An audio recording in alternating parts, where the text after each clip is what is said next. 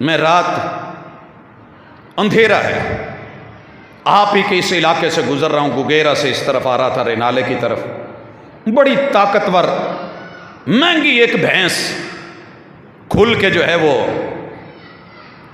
کہیں سڑک پہ چڑھ گئی، مالک پیچھے بھاگے،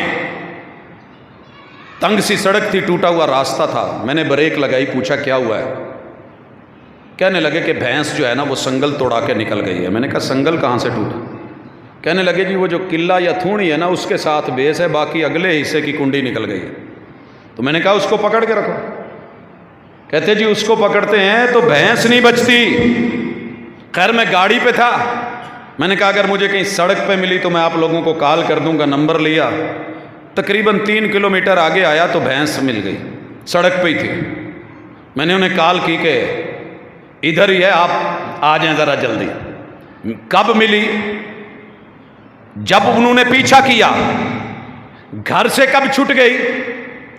جب وہ کڑی نکل گئی۔ کنڈی سے کنڈی نہیں ملے گی، سنگل نہیں رہے گا۔ اور یار یہ سند تب باقی ہے جب تو صحابی کو تابعی اور تبع تابعی سے جوڑے گا اور پیغمبر سے جوڑے گا۔ اگر پہلی گھنڈی نکل گئی تیری یہ ایمان کی زنجیر باقی نہیں ہے۔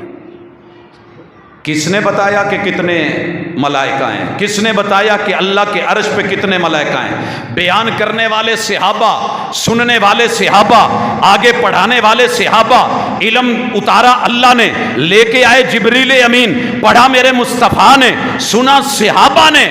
لہٰذا ملائکہ پہ بھی آج جتنے تو علم لے کے بیٹھا ہے اس کی سند صحابہ ہیں، وگرنہ تیرا یہ علم نہیں رہے گا۔ نبی کے یاروں سے پیار کرنا سیکھ، ان کی عزت کرنا سیکھ، اہتمام کرنا سیکھ۔